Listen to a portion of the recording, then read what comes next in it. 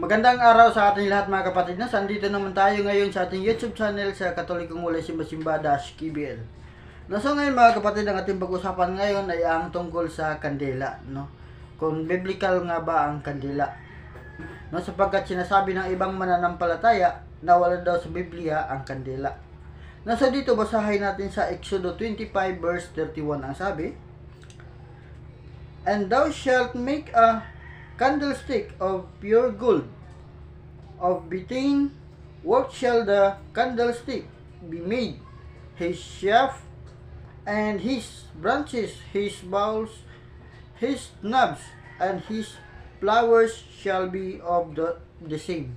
So, ibig sabihin mga kapatid, klarong-klaro na mababasa sa Biblia o biblical ang kandila, no?